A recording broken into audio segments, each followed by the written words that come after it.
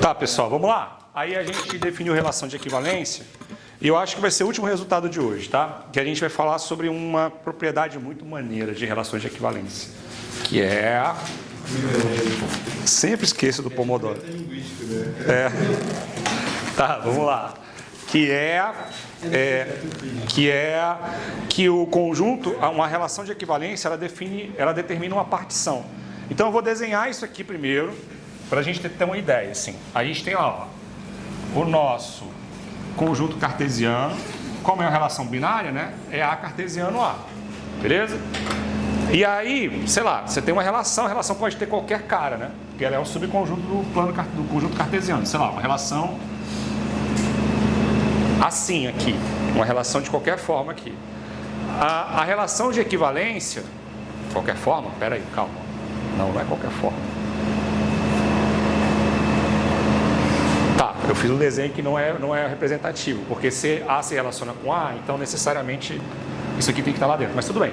Vamos lá. Mas de qualquer maneira, tentando desenhar essa ideia, eu posso pegar esse meu conjunto A cartesiano A e separar em um conjunto de subconjuntos em que cada um desses subconjuntos ele é induzido, ou seja, ele é inventado pela minha relação de equivalência. E o mais legal é que o contrário também vale.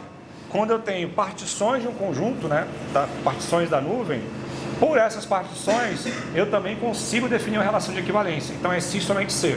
Então eu posso observar esse conjunto pelas suas partições ou pela sua relação de equivalência. E isso é muito legal, porque isso significa o quê? Eu vou pegar o conjunto de todas as, nesse exemplo que eu acabei de pegar, o conjunto de todas as frações equivalentes. E aí, em vez de pegar todas as frações equivalentes, eu posso pegar um elemento de cada uma dessas frações equivalentes, porque elas são disjuntas. Beleza? Bonito isso, né? Fala. Ou seja, eu posso pegar, ó, aqui estão todas as frações iguais a meio, aqui todas as iguais a 2/3, sei lá, aqui todas iguais a 3/4. Eu posso pegar uma de cada. E cada uma vai ser meu representante agora, na vida. Olha que bonito, acabou o meu problema. O meu mundo era complexo, ele era feio, ele era triste. Agora é um mundo bonito, organizado. Bom, feio continua porque o quadro está horroroso, mas tá. Todo mundo entendeu a ideia da parada, né? Então a gente vai definir o que é uma partição e vai fazer essa demonstração desse teorema, beleza?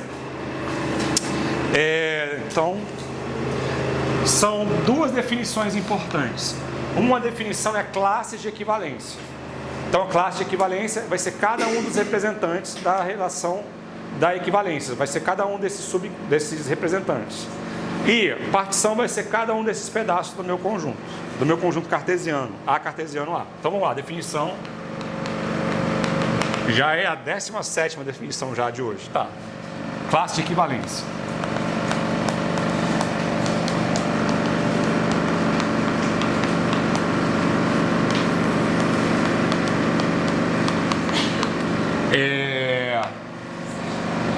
Seja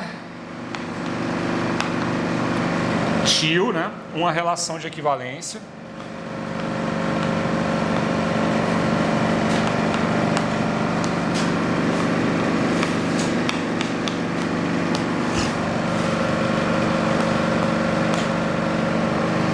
e em um conjunto A.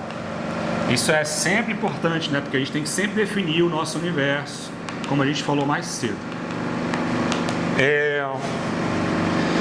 Para A pertencente a A,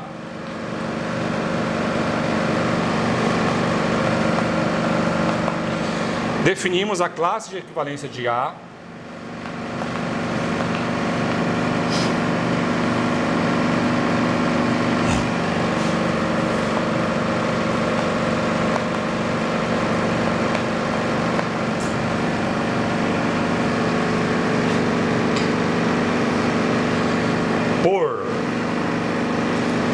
E aí a gente vai colocar assim, ó, A dentro de colchetes, tá? É só uma anotação.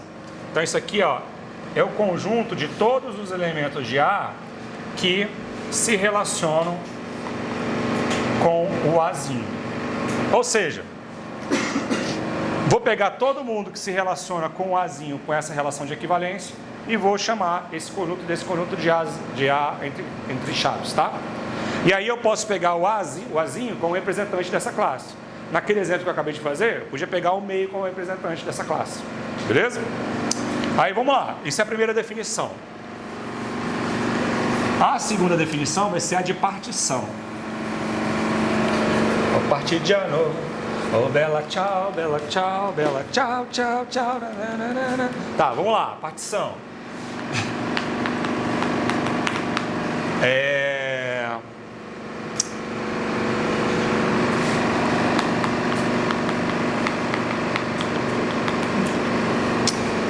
Uma partição de um conjunto A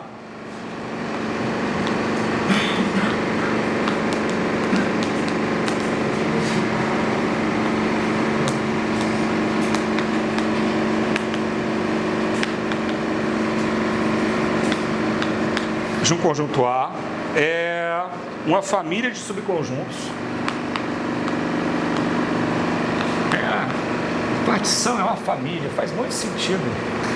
Foi assim que eles conseguiram lutar contra os nazistas, tá? É uma família de subconjuntos. Desculpa, a minha cabeça funciona desse jeito, tá?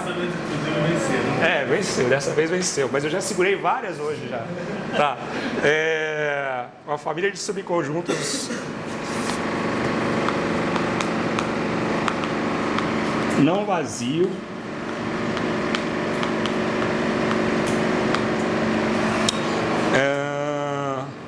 E aí eu vou chamar essa família de P, ó.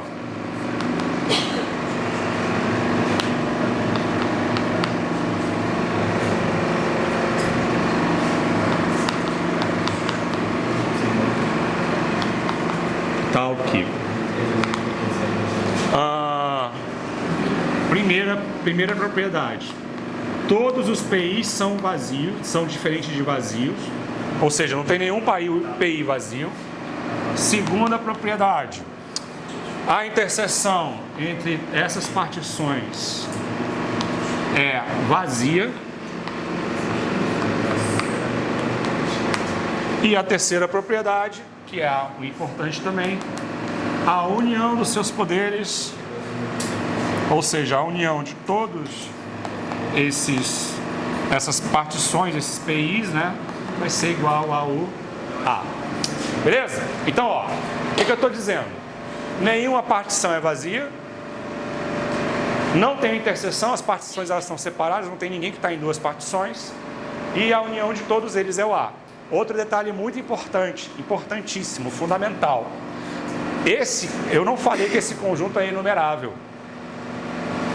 Quer dizer, não quer dizer que isso aqui precisa ser um subconjunto dos naturais. É um conjunto qualquer. Então, essa união não precisa ser uma união enumerável, pode ser uma união nos complexos, nos reais e tal. Então, a cardinalidade desse conjunto não precisa necessariamente ser uma cardinalidade enumerável. Tá? Eu não preciso conseguir enumerar todos esses elementos aí. Todo mundo entendeu? Oi?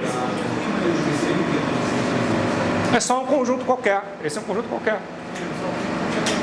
Só um conjunto PI aqui pode ser os reais, pode ser os inteiros, pode ser qualquer conjunto. Só que você está usando esse conjunto como índice para você definir essa união, né? Essas partições, beleza? Tá bom? Podemos continuar? Então, olha só.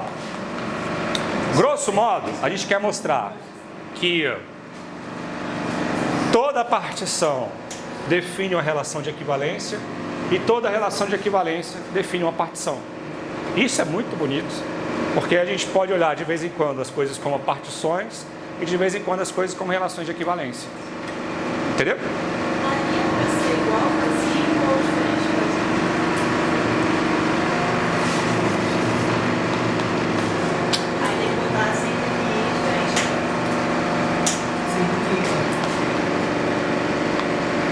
É verdade, tá bom. É preguiça aqui do professor, tá? Mas é verdade. Então, aqui é vazio e aqui é diferente de J, beleza. O negócio está na minha frente e eu não estou copiando igual, tá? Beleza, todo mundo entendeu? Bom, vamos demonstrar, ó, teorema. São 2 teoremas, tá? Vou demonstrar esses 2 teoremas e aí a gente faz uma discussão no final da aula. O primeiro teorema é que toda relação de equivalência em A determina uma partição de A.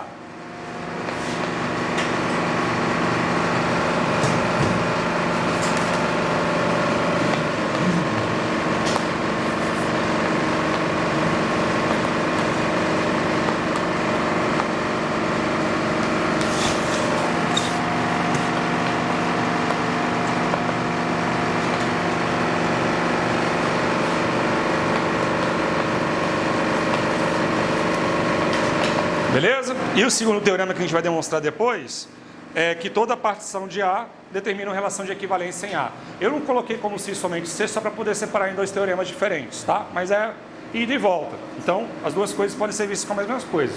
Assim como o Bonaparte também pode ser visto como o axioma da escolha. Beleza?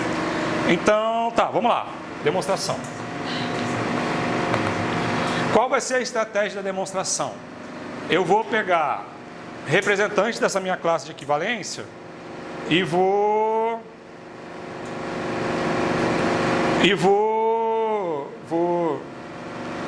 mostrar que elas definem uma partição, tá bom? Beleza? Fala. Aqui, hipertensente a isão. É isso que eu estava falando, isão. É. Tá? Podemos continuar? Então a nossa ideia é inventar uma partição a partir da relação de equivalência e mostrar que ela é uma relação de equivalência. Não, inventar uma partição a partir da relação de equivalência. Beleza, vamos fazer isso. Tá. Então vamos lá, vamos começar. Seja tio uma relação de equivalência.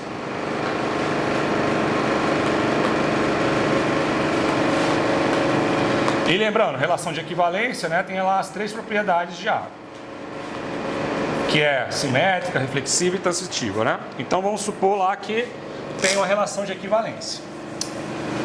Aí, a partir disso, eu vou definir, vamos definir, ó, essa família de subconjuntos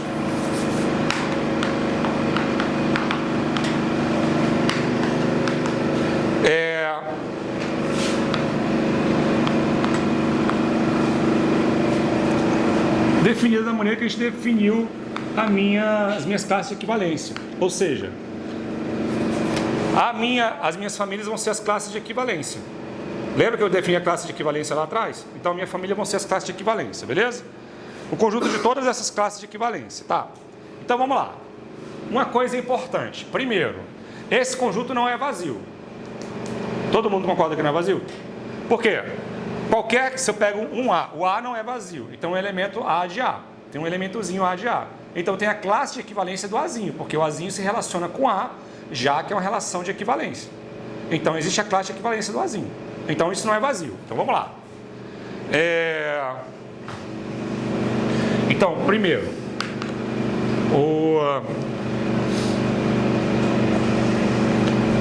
essa classe A, ela não é vazia.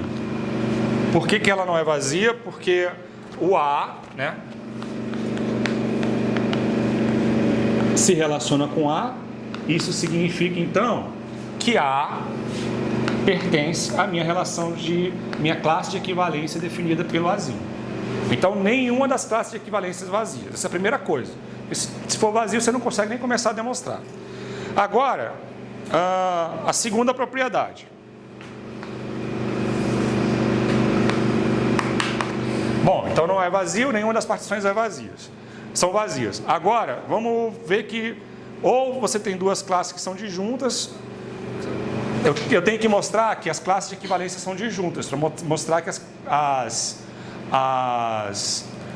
partições elas são disjuntas.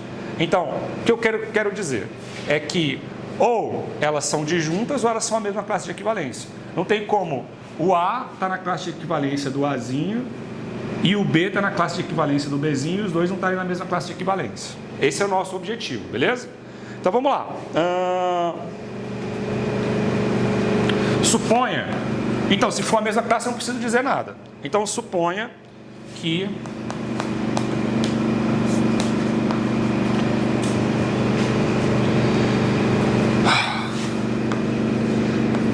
a classe do A tem interseção com a classe do A tem alguma interseção não vazia com a classe do B.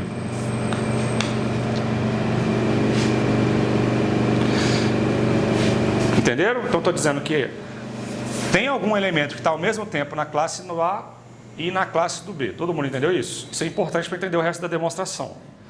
Beleza. Então existe x pertence a A, ou seja, tem um elemento x no meu A, tal que x pertence à classe do A e x pertence à classe do B. Beleza? Ora, isso quer dizer então que x se relaciona com A e x se relaciona com B.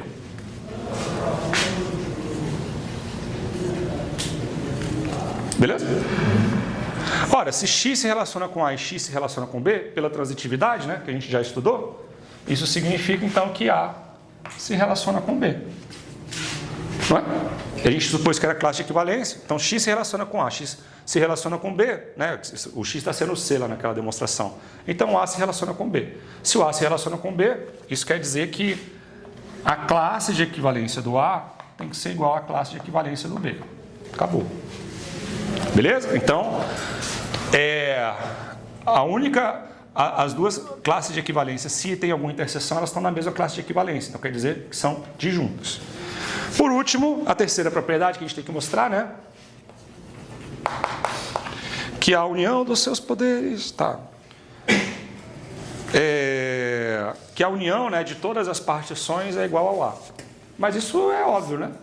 Porque é só eu fazer isso daqui, ó. Fazer isso daqui para todos os elementos de A. Se eu pegar todos os elementos, se eu considerar esse conjunto aqui, ó, A pertencente a A, então eu vou conseguir pegar todos os elementos. E eu vou conseguir chegar no A inteiro.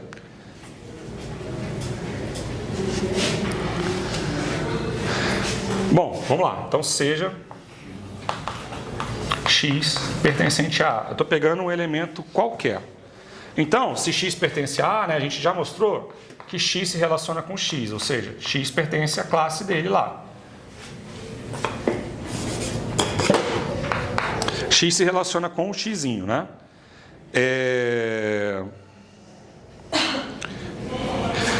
Ou seja, qualquer x que eu peguei, ele está dentro dessa classe. Certo? Então eu peguei um x genérico. Então qualquer x está dentro dessa classe. Então isso mostra que A está contido na união de todas as partições de x. E aí acabou. Peguei um x genérico, ó. Peguei um x genérico. Isso aqui, peguei um x qualquer. Eu disse que esse x está dentro de uma classe. Então, se eu pegar e juntar todas as classes, já que eu peguei um x qualquer do A, esse conjunto A tem que estar contido na união de todas essas classes. Então, eu mostrei que o A está contido nessa classe. E acabou. Beleza? A volta não precisa mostrar, porque como eu peguei um x genérico aqui, então eu sei que ele está contido nessa união. Agora eu mostrei que o A está contido na união de todos eles, então acabou. Tá bom? É isso. Dá tempo da última? Ai, Jesus. Muito difícil esse negócio de dar 4 horas de aula sem parar. Deve ter alguma lei contra isso. Mas pensem pelo lado bom, não é reflexões sobre o pensamento científico em si. Tá, foi uma piada que só eu ri, porque só eu já devo ter feito essa disciplina. Então você concorda. Tá bom, beleza. Vamos lá, o último teorema de hoje é toda a partição de A determina uma relação de equivalência. Então, o teorema... Toda partição de A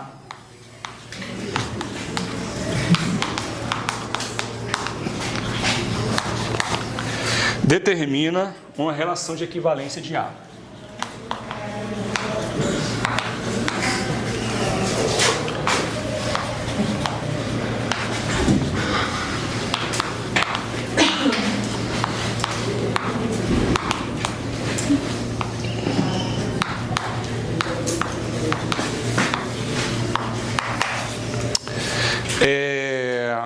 E aí, vamos lá.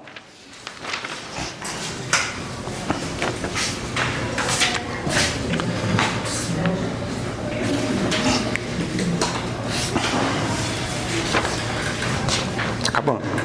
Ó, vamos demonstrar isso daí. Ai, Jesus.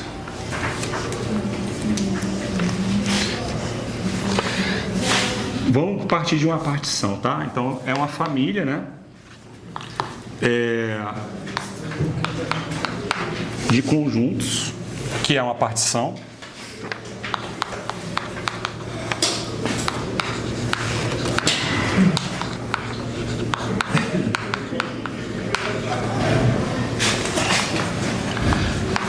De A. Então, vou pegar uma família de elementos. E aí eu vou definir, ó, defina, assim como no primeiro teorema eu defini a minha partição a partir das classes de equivalência, agora eu vou definir as classes de equivalência a partir da partição. E aí eu vou conseguir juntar as duas coisas.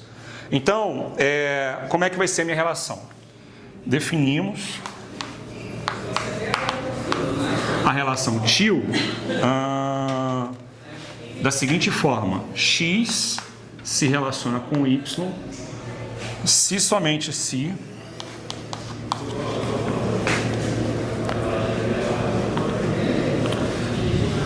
x pertence a PI e y pertence a PI. Grosso modo, dois números, só dois elementos vão estar se relacionando se eles estão na mesma partição. Tranquilo? Então, isso vai ser a minha relação. Eu vou mostrar que essa relação é a relação de equivalência. Então, vamos lá.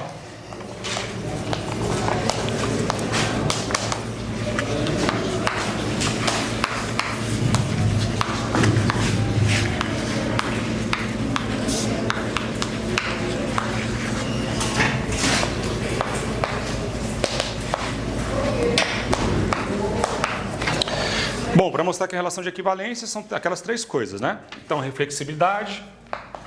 Reflexibilidade significa que tem que mostrar que a se relaciona com A, beleza? Então, seja x pertencente a A.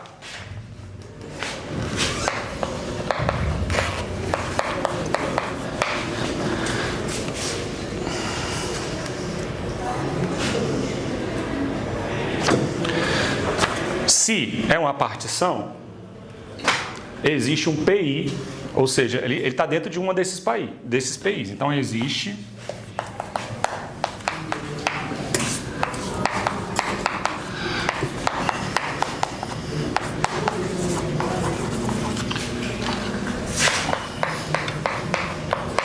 ou seja, se x é um elemento de A e A é uma partição, então ele está dentro de algum dos PIs. Isso é pela própria definição, né? Mas, se x pertence a um PI, então ele está dentro dessa classe. Isso quer dizer, então, que x se relaciona com x. Eu só precisava mostrar que ele estava dentro de alguma classe.